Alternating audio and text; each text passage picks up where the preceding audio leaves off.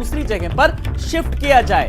वहीं वजू खाने की सीलिंग में शौचालय भी सील किया गया और वजू के तालाब में मछलियों के जीवन पर संकट मंडरा रहा है। तो ये पॉइंट्स दिए गए हैं, ये तथ्य दिए गए हैं। वहीं सीलिंग से मछलियों को भोजन नहीं मिलेगा, तो सीलिंग से मछलियों को भोजन भी नहीं मिलेगा। वकील ने कहा तो ज्ञानव्यापी मस्जिद के वजू खाने को सीलिंग का मामला फिलहाल अब तूल पकड़ता जा रहा है और इसके पीछे तमाम सारे तर्क दिए गए हैं। कल जिला कोर्ट ने सीलिंग को दिया था आदेश तो वजू के लिए कोई दूसरा स्थान, वजू को दूसरी जगह पर शिफ्ट किया जाए। वजू खाने की सीलिंग शौचालय भी सील की जाए। वजू के तालाब में मछलियों के जीवन पर संकट मंडरा जाएगा।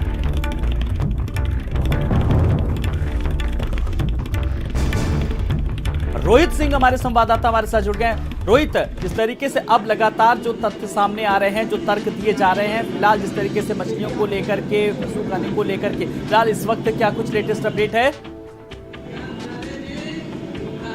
देखिए, आपसे थोड़ी देर पहले जैसे कि हमने अभी बताया, अपडेट किया, शासकीय जिला शासकीय अधिवक्ता द्वारा उसी न्यायालय में एक आवेदन दिया गया है जिसमें मुख्य रूप से मानवीय संवेदना के आधार पर 3 पहलू रखे गए हैं। पहला कि वो वजू खाना था, उसको सीज कर दिया गया, तो लिहाजा नमाजी यदि आएंगे तो वजू करने कहाँ जाएंगे, अतः वैकल्पिक रूप से इसे कहीं अन्य जगह शिफ्ट कर दिया जाए ताकि ये सील की कार्रवाई है अपनी जगह रहे लेकिन किसी अन्य जगह पे वजू करने का स्थान रहे।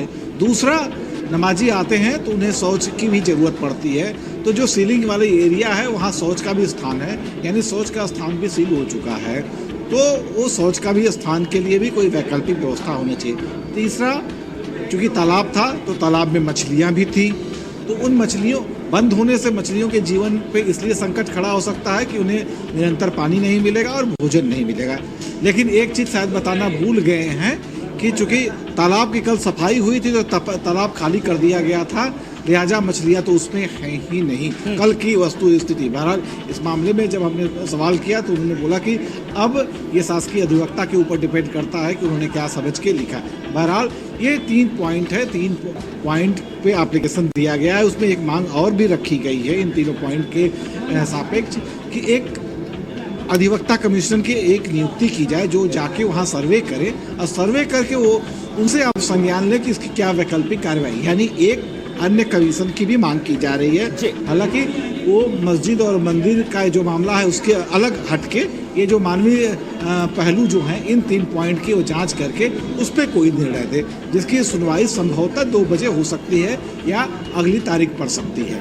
जी बिल्कुल रोहित, आज मैं आपको एक बात बता रहा हूँ, मैं अपने मन की बात बता रहा हूँ। वाकई में जो ज्ञानव्यापी जो पूरा मामला था, आपने इतने सहज ढंग से आप बताते हैं कि सारी चीजें चाहे वो, और सबसे बड़ी बात है कि कोई इसमें पैनिक होने की कोई बात नहीं। जिस तरीके से आप हर चीज को बहुत कायदे से विस्तार पूर्वक बताया, मैं भी बहुत सारी चीजों को पहले शायद नहीं जानता था, लेकिन रोहित आज मैं इस पब्लिक फोरम पे खड़े होकर के एज बीइंग जर्नलिस्ट मैं आपसे खुद कह रहा हूं कि बहुत सारी चीजों को मैंने आपसे इस तरीके से ज्ञानव्यापी मामले को लेकर के आपने जाना और बहुत सारी चीजों को समझा। फिलहाल आप चूंकि बनारस में हैं, ग्राउंड जीरो से आप रिपोर्टिंग करते हैं, लगातार इस मामले की तह तक जा रहे हैं। इस वक्त लोगों के बीच अब क्या चल रहा है, चाहे वो आज फैसला आना था, आज बड़ी बात थी, आपने भी तमाम सारे लोगों से रोहित बात की होगी।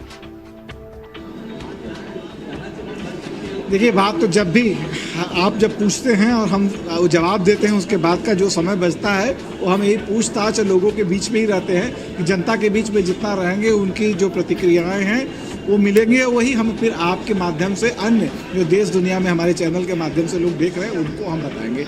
आम पब्लिक से जब हम बात कर रहे हैं तो मुख्य रूप से जो ये शिवलिंग मिला है और उससे पहले जो सारी चीज़ें थी, जटिलताएं, उस पर वो लोग खुश हैं, उनकी प्रतिक्रियाएं जो हैं वो खुश हैं, पॉजिटिव वे में जा रहे हैं कि चलिए अच्छा हुआ कि हो सकता है ये 10 साल 20 साल या 50 साल बाद ये विवाद उठता, क्योंकि विवाद की चीज़ें जितनी जल्दी सॉल्व हो जाए, वो चाहे जिस पक्ष में जाए, चाहे इधर के पक्ष में जाए चाहे उधर के पक्ष में जाए, लेकिन विवाद जो है उनका पटाक्षेप हो जाना चाहिए। उस लिहाज से ये जो सब चीज़ें हो रही हैं वो अच्छी हो रही हैं। वहीं मुस्लिम पक्ष की यदि हम बात करें तो ज़्यादातर मुस्लिम का, मैं अब ऑफ द रिकॉर्ड, जहाँ न कैमरा था न माइक था, बात किया हमने तो उनका कहा कि देखिए लोग कह रहा है कि देखिए जो हो रहा है वो ठीक हो रहा है, कोई बुरा बात नहीं है। निश्चित रूप से हम एक आस्था हमारी भी जुड़ी है, हमारे हाथ से कोई चीज़ चला जाएगा तो हमें तकलीफ जरूर होगी, लेकिन किसी न किसी तरीके से जब समस्या हो जाए, का समाधान हो जाए तो अच्छा। लोग याद कर रहे हैं उस दौर की। यदि हम बनारस की बात करें तो 1990 से लेकर 1993 तक हर 3-4 महीने पे यहाँ दंगे हुआ करते थे, और दंगे ऐसे होते थे कि पूरी बनारस की अर्थव्यवस्था खत्म हो जाती थी। बनारस की अर्थव्यवस्था की यदि हम बात करें तो बनारसी साड़ी पे डिपेंड करती है, जिसमें सबसे ज़्यादा प्रभावित मुस्लिम तबका होता है। तो 90 से 93 के बीच में जो हर 3 महीने पे दंगों का दौर चलता था, उस चीज़ को यहाँ के मुसलमान नहीं भूले हैं, हिंदू भी प्रभावित होते हैं। तो उन सब चीज़ों को जान के लोग यहाँ पे कांप जाते हैं और चाहते हैं कि चाहे फैसला जो भी हो, जब हम जिंदा रहेंगे तभी मंदिर रहेगा, तभी मस्जिद रहेगा। लिहाजा ये जो संकट है वो समाप्त हो, बल्कि वो नेताओं को कोसते भी हैं। यहाँ तक कि मुस्लिमों को भी हमने देखा है कि ओवैसी को कोसते हुए, ओवैसी को शायद बनारस में जितनी गालियां पड़ रही हैं हम व्यक्त नहीं कर सकते हैं। वो भले रोहित बड़ी बात ये कि ओवैसी को गाली क्यों ना पड़े,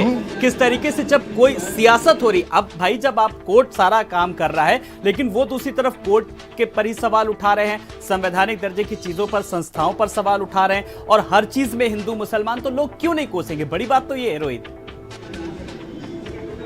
देखिए, यहाँ के मुसलमानों का यही दुख है, यही तकलीफ है, यही आक्रोश भी है कि जो चीज़ बड़े ही संजीदगी तरीके से यहाँ निचली अदालत में तय हो जा रही थी, ये हमारी बात थी, उसे ओवैसी जैसे कुछ लोग नेताओं ने उसको अंतर्राष्ट्रीय स्तर पे ले जाके न जाने क्यों कि हम मुसलमान बिरादरी के क्या फजीहत कराना चाहते हैं। मुसलमानों का कहना है कि हमारी अगर अंतर्राष्ट्रीय स्तर पे जो फजीहत हो जाती है कुछ कुछ चीज़ों में, वो ओवैसी जैसे नेताओं से के कारण हो रही है। उस तरीके के तमाम जो अपने आप को इस्लामी स्कॉलर बोलते हैं, जो भी करते हैं, वो इस्लाम का भला तो करते नहीं हैं, लेकिन इस्लाम के नाम पे ज़रूर हमारी जो स्थिति है उसको ख़राब कर देते हैं। हमारी जो बनारस में आपस में हम हिंदू मुसलमान जो एक मिल के रहते हैं, उनके बीच कहीं ना कहीं वो कटुता पेश कर रहे हैं, कड़वाहट ला रहे हैं। तो कुल मिला के आम लोगों की देखिए यही प्रतिक्रिया है। हिंदू पक्ष की बात करें तो उनकी भी यही प्रतिक्रिया। उनका कहना है कि हम तो भाई कभी मुसलमानों से लड़े नहीं, हमने तो कभी कोई चीज़ हड़पा नहीं, हमने कोई चीज़ जबरी छीना नहीं, छीना तो हमारा गया।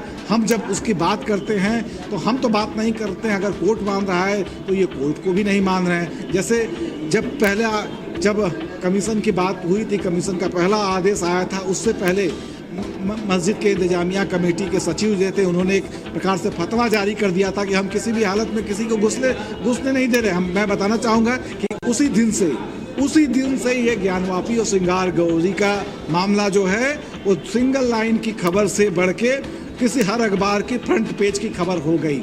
टीवी चैनलों की एक स्क्रॉल से हट के ब्रेकिंग टॉप 5 की जो सबसे पहली खबर है टीवी चैनलों की, उसी दिन से बन गई। यानी बनारस के लोग शांति व्यवस्था से इस चीज़ को सल्टा लेते, लेकिन ये बड़े नेताओं के बड़े बोल ने अपनी दुकान चमकाने के लिए इस खबर को बहुत बड़ी कर दी। बहरहाल फैसला क्या होगा ये तो समय बताएगा, लेकिन यदि बनारस की जनता की बात करें तो बनारस की जनता बस चाहती है किसी भी तरीके से, चाहे इस पार या उस पार, फैसला जल्दी से जल्दी हो जाए। 5 साल या 10 साल 50 साल कोई अब इंतजार नहीं करना चाहता है। लोग चाहते हैं जितने साल 2 साल के अंदर इस मामले का पटाखेक मिल जाए, या तो मस्जिद हमें मिल जाए या मंदिर ही उनको दे दिया जाए। ये बनारस वालों की मिश्रित प्रतिक्रिया है, जो कैमरे पे नहीं बोलते हैं, क्योंकि कैमरे पे किसी न किसी की झंडा बरदारी करना उनकी मजबूरी होता है। हमने ये भी देखा है, जो लोग शांति की बात करते हो कैमरा खुलते ही जिंदाबाद मुर्दाबाद नारे लगाने लगते हैं। यानी कहीं न कहीं उनके मन में एक चीज़ का डर है